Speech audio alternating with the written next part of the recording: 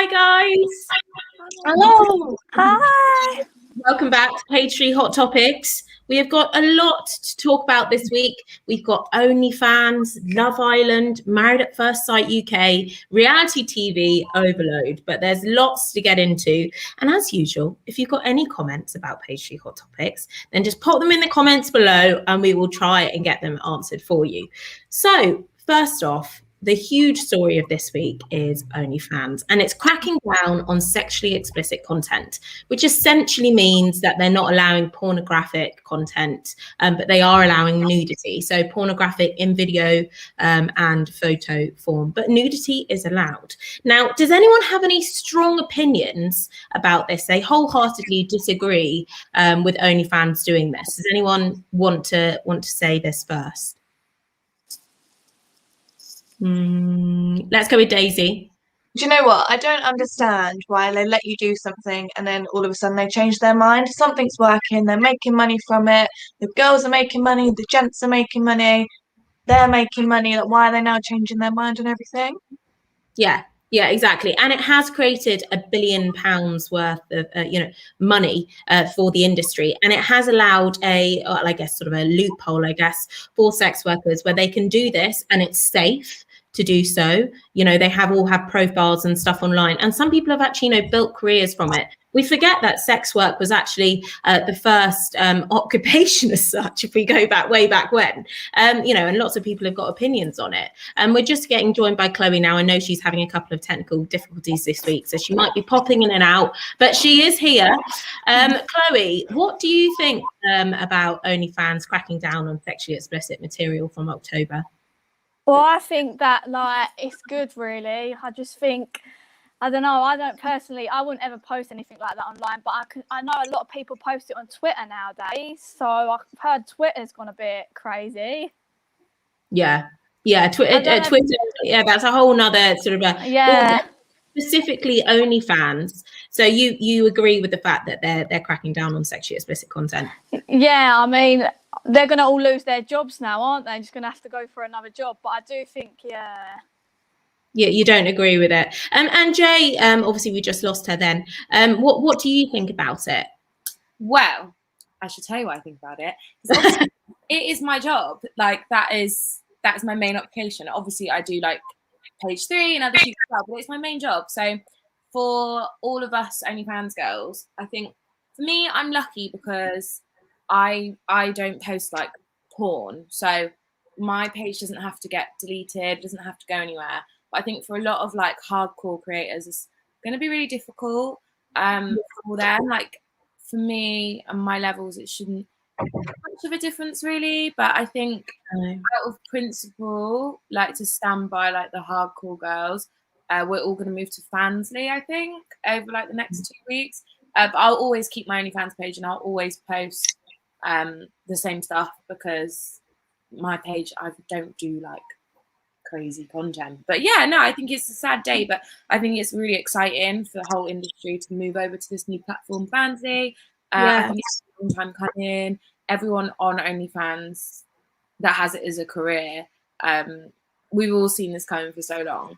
But I think it can be quite misleading. Like everyone's saying, oh my God, OnlyFans is going, OnlyFans is banned. It's like, it's not. I can still post the exact same. Yeah. So like they're still, they're just not allowing pornographic content. Yeah. Now, Daniel's got in touch saying, do you not think that OnlyFans shutting down their service is just degrading sex workers? It's an honest income and it's keeping people safe. He makes a very good point. It is allowing a place to be safe, and whatever content you put out there is from the creator themselves. Now, some of the huge creators, Lena Clark feels betrayed by this. She's brought up the platform. She's been there from the beginning. And as you said, Jay, it is still going to allow, lots of content on there, just not pornographic content. Now, sex work is a massive industry, and it's actually allowed a conversation to have happened essentially about sex work being more accepted. And I think that's actually a good thing. Daisy, would you agree with this? Do you think that, it should be more accepted within society to be doing this? I do. Like you said, it was maybe one of the first occupations back in the day, but like a comment that just popped up is, people are at home, people are safe, they're in their living rooms, in their bedrooms, you know, they're making a living out of it, people are paying for it. Why are you taking it away? I get what you're saying, Jay, in the sense that, you know, you can still do it, but those girls that can't, you know, I don't get it. Like, just that's what they do, and people are so judgy against it. So and also on that note as well, you know, it's very easy to find sexually explicit content online, which you don't have to pay for. Now, this site is enabling the creators to get paid for that content directly to the individual, which I think is a fantastic thing, because it's not allowing, you know, sort of like a process of massive porn sites essentially to take away that money. Now, Daniel said it's also copyrighted, and we know that OnlyFans take the protection of content seriously.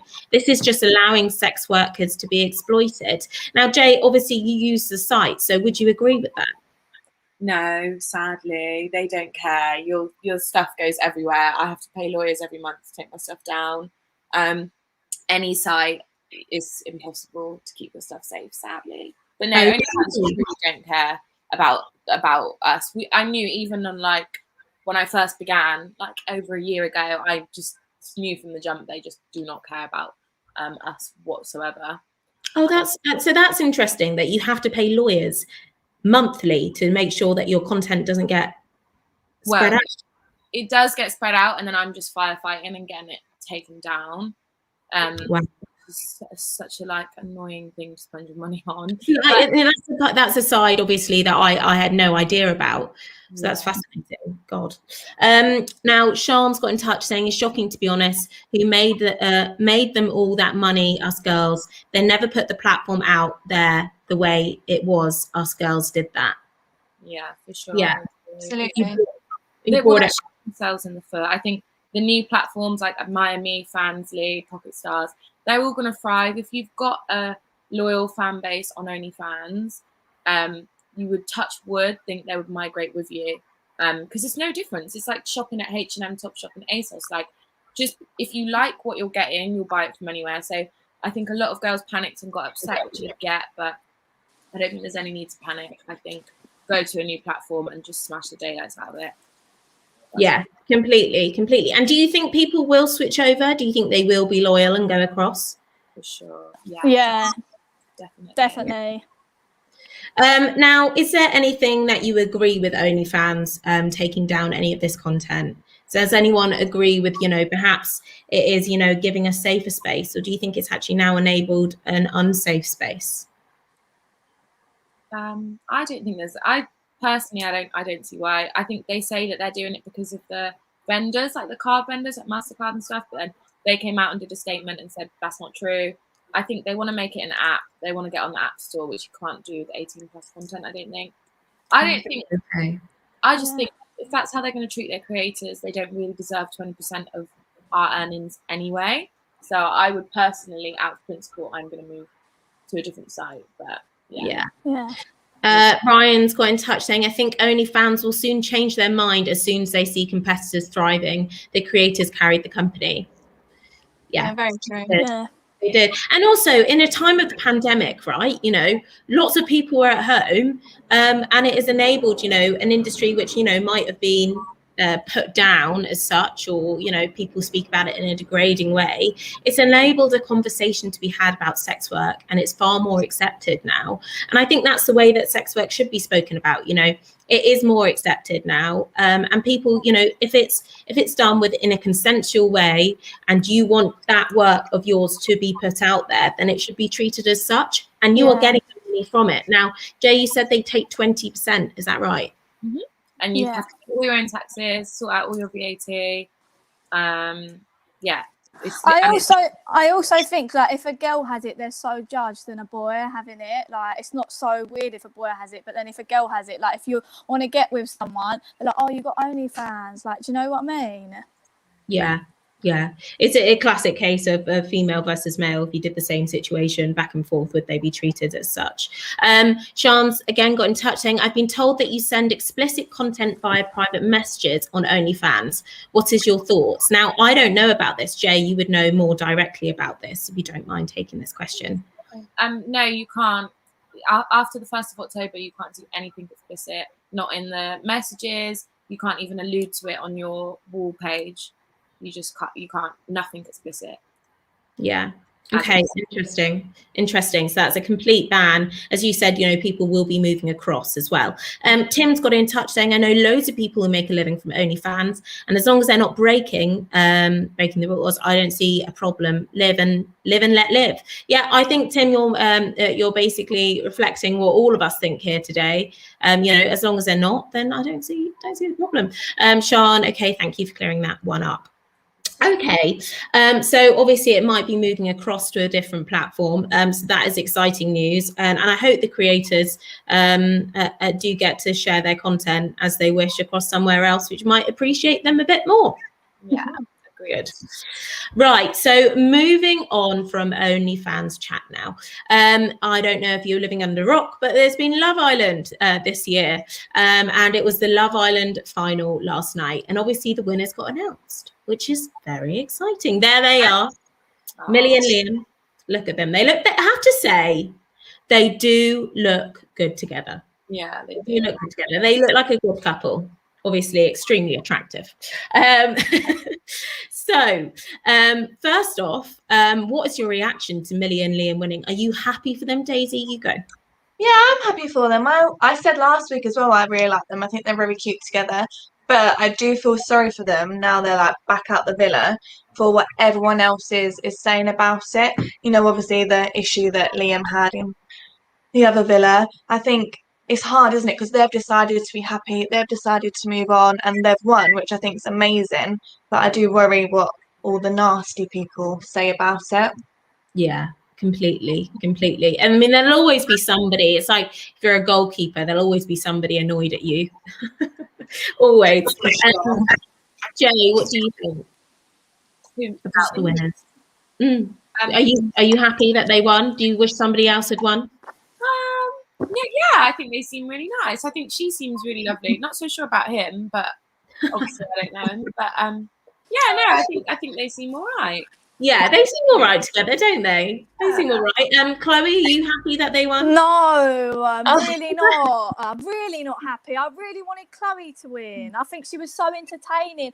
I think it's always the expected winners what's going to win. There's never a shock in it. Like, I know there's probably like the both, like she was really lovely and stuff like that.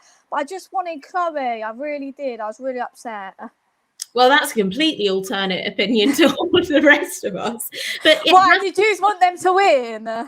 We just think that they look like a good couple. But we asked you guys at home, so we took it to a poll. Let's take a look. Were you happy with the Love Island result?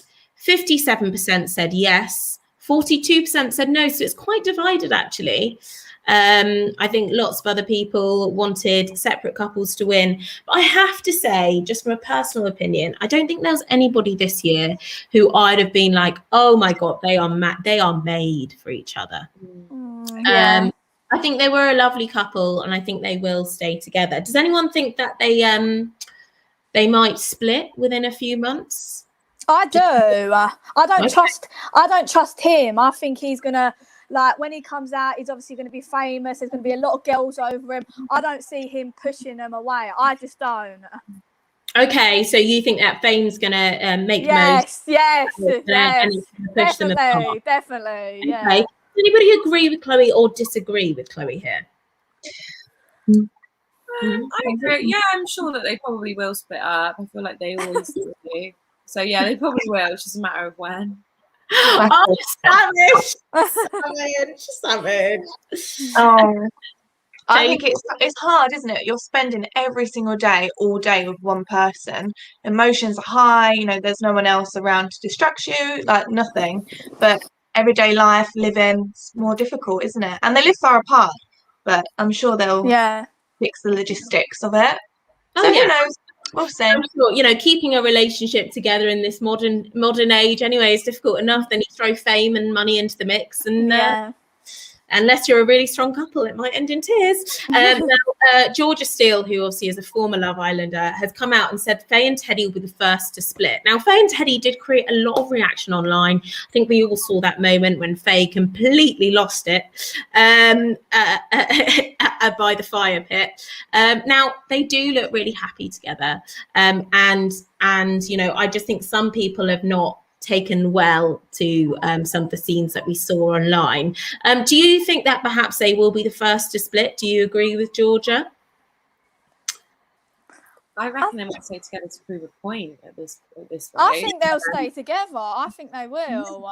Out of all of them, I think they will stay together, definitely. Also, can I just say, if someone sees you at that high emotional state and really lose it, and they still want to be with you, and they're still like, okay, that's the worst, you know, that's the worst it's going to get, then fair enough. Maybe you're right. Maybe they will stay together. But again, we took it to the poll to see whether you guys would be interested in it. Will any of this year's Love Island couples stay together? Yes, 36%. No, 63%. That's very sad, isn't it? Yeah. Yeah. It's very sad. But then it does make you question about why people do go on there. Do they go on there for a career move, or do they go on there for love? For a pretty little thing deal. For a PLT deal.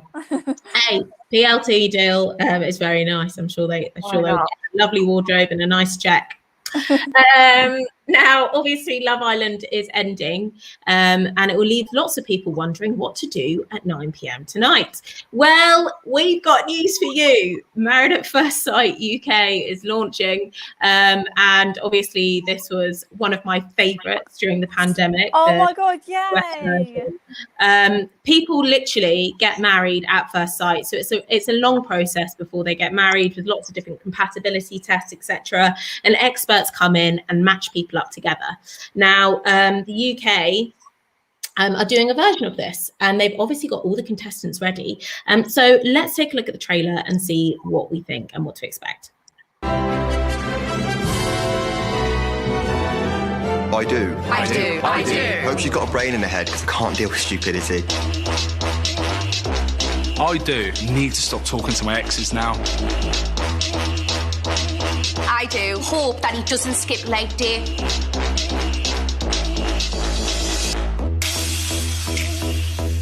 I'm just here for the cake.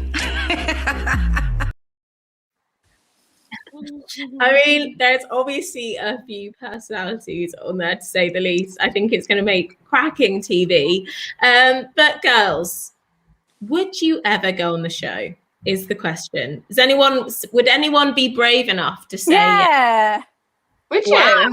Yeah, I actually would. I know my family wouldn't like it, but I'd actually do it. I don't think anyone's going to marry me, wanting to marry me. So stick me on there. I think I'd be great entertainment, and I'd like to actually see if I find the one. I think I'd actually do it. I actually would.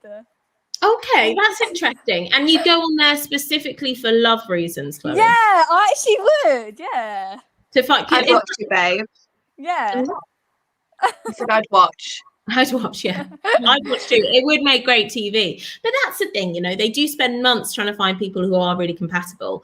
Now, if I knew that I would 100% we are 100% compatible, literally from everything from, I don't know, career, ambitions, life goals, I might maybe give it a shot. But it's always that risk, isn't it?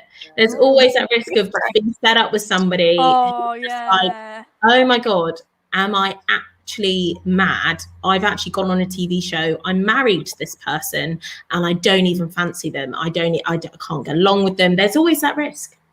I feel like you could get married to someone like you've known for years and it couldn't work out, though. Do you know what I mean? Well, I think it's 1 in 3 marriages or something end in divorce these days. Yeah.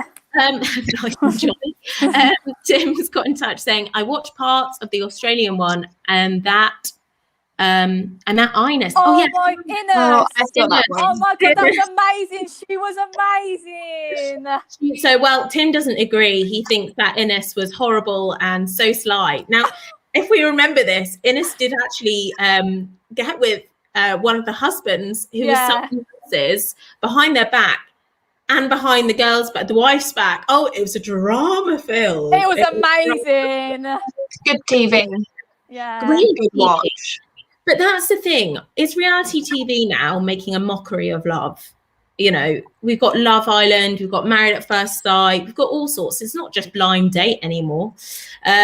So do you think that perhaps, you know, it is making a mockery of love and actually making it more difficult for people to find people who are genuine?